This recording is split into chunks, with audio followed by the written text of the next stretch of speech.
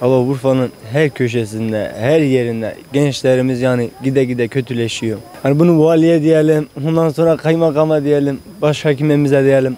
Bu gençlerin eline el tutması lazım. Yani gençlerin nereye bakarsan gide gide kötüleşiyor. Çocuğa bakıyorsun, yaşı 15-16 yaşlarında eroine düşmüş, eve hasret kalmış, ana baba hasreti var onlardan. Gençlerimiz eroine düşüyor, haplara düşüyor, esrara düşüyor, kokain çekiyor, buz çekiyor. Yok, halka ne gibi tehditler oluşturuyor? Zararları bayağı var babam. Yani bir çocuk bir şey diyemiyor, bir insan birisine bir şey diyemiyor. Karşıdaki kırgızlığı bayağı var. Ondan sonra zararı millette %100 çok var. Sadece Urfa'da değil ki Türkiye genelinde başını almış yürümüş. Baştakiler onu düşünmedikten sonra buradaki insanlar ne yapabilir? Büyüklerimiz düşünmedikten sonra bu eroini kim ne yapabilir? Önünü kesebilir mi? Ufacık çocuklar eline bakarsan eroin var ya. Yetkililer bundan hiç ilgilenmiyor ki. Her köşe başına eroin satan var, içen var, kullanan var. 1970'lerde, 75'lerde şimdiye kadar daha ilk olarak bu dönemde çok bulundu. Bu dönemde çok eroin, esrar, yani ne diyeyim mevcut.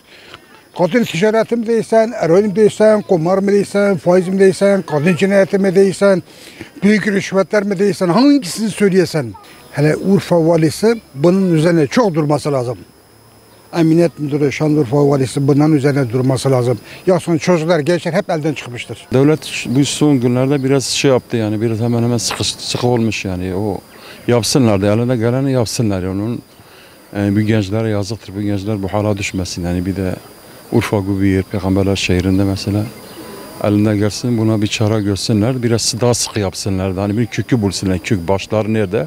Başlar essinler yani, baş. Gençlerin her şeyi yapar. O gençlerin anasını da öldürür, babasını da öldürür, çevreye ziyan verir, her tarafa şey eder, kendi vücuduna ziyan eder. O saati dolarsa, onun para kendi olmasa her şey yapar o. Belediye de bu gençlere biraz ne yapacak? Gençlere bir belediye de yardımcı olabilir yani. Bu gençler başıboş olmasınlar. Gençler maddeye düşmüş. Genç çocuğa bakarsan 15-16 yaşındaki çocuk maddeye düşmüş. Aslında madde bağımlılığı sadece burada değil ama evet dediğiniz gibi tüm ülkede yaygın durumda şu anda bence de. Yani gençlerin biraz daha vaktini geçirebileceği alanların çoğaltılması gerektiğini düşünüyorum. Farkındalık eğitimlerinin verilmesini düşünüyorum. Yani bunun arttırılması lazım. Yani hem insanları bir yandan eğitirken insanları, aileleri, işte okulları, gençleri her neyse bir yandan da açıkçası onların enerjilerini tüketebilecekleri alanlar yaratmak lazım diye düşünüyorum. Bu anlamda belediyenin veya diğer kamu kuruluşlarının, STK'ların işbirliği içerisinde çalışma yapması gerektiğini düşünüyorum.